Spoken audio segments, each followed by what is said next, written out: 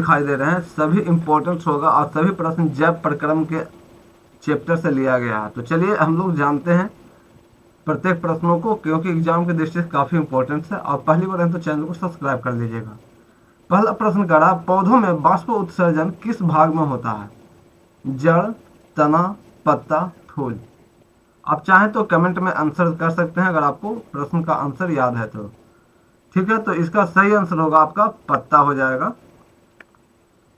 अगला प्रश्न है, मानव रक्त में उपस्थित यूरिया की सामान्य मात्रा होती है 100 mg, 20 mg, 30 mg, 40 mg। तो यहाँ सही आंसर होगा आपका 20 mg हो जाएगा। ठीक है, चलते हैं अगले प्रश्न पे। श्वसन क्रिया के दौरान कितनी प्रतिशत ऊर्जा ताप के रूप में निष्कासित होती है? 20%, 40%, 60%, 80%। इसका सही आंसर हो गया 20%। मनुष्य में वृक्क एक तंत्र का भाग है जो संबंधित है पोषण से, श्वसन, उत्सर्जन, परिवहन। तो इसका सही आंसर हो जाएगा आपका उत्सर्जन।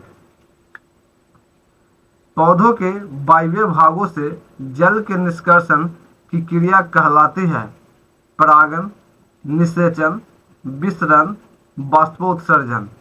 तो सही आंसर होगा आपका बाष्पोत्सर्जन। वह प्रक्रम जिनके द्वारा शरीर में ऊर्जा का उत्पादन होता है श्वसन, पोषण, उत्सर्जन, उत्तेजनशीलता।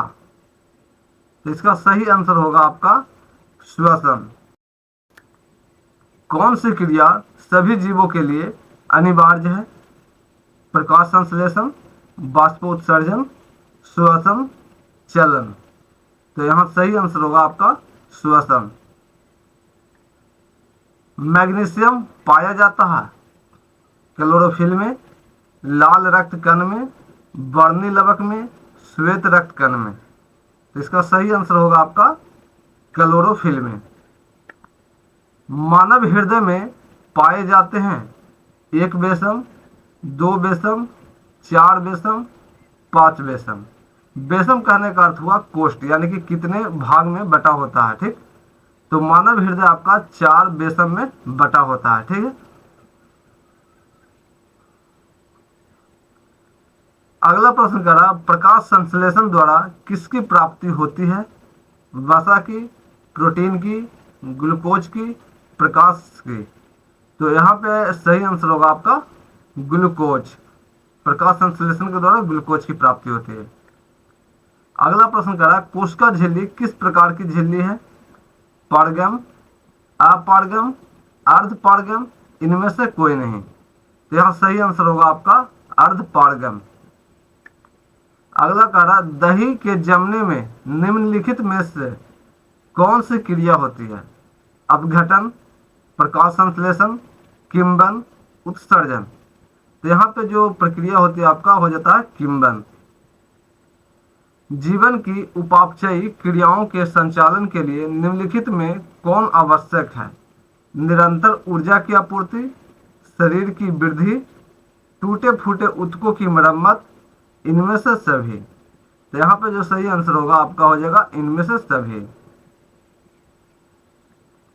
मानव में डायलिसिस थैली है नेफ्रॉन, न्यूरॉन, माइटोकॉन्ड्रिया, इनमें से कोई नहीं। तो यहाँ पे जो सही आंसर होगा आपका नेफ्रॉन हो जाएगा। पौधों में गैसों के निष्कासन के लिए किस क्रिया का उपयोग किया जाता है? परासरण, विसरण, बाष्पोत्सर्जन, परिवहन। तो यहाँ पे होता है आपका विसरण का। क्लोरोफिल वर्ण का रंग होता है हरा, नीला, लाल, सफेद। तो यहाँ पे होगा आपका हरा हो जाएगा आंसर। कवक में पोषण की कौन सी विधि हो?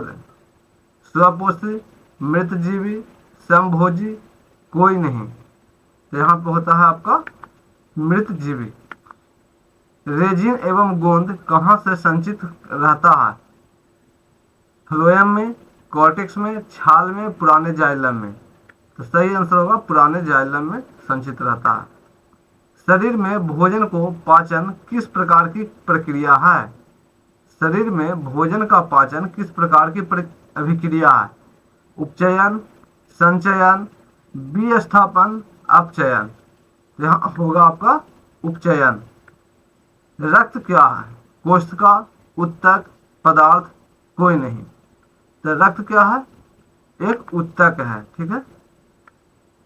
निम्नलिखित में कौन उत्सर्जी अंग है? वृक्क, अग्नाशय, आँख, कोई नहीं। तो यहाँ पे होगा वृक्क। रक्षी कोशिकाएं पाई जाती है जड़ में, पत्तियों में, फूलों में, फलों में। तो पत्तियों में यहाँ पे सही आंसर होगा। इथाइल अल्कोहल किस प्रकार के श्वसन से बनता है? वायवीय, अवायवीय, वायवीय और अवायवीय दोनों, इनमें से कोई नहीं। तो यहाँ पे सही आंसर होगा अवायवीय श्वसन से इथाइल अल्कोहल का निर्माण होता है।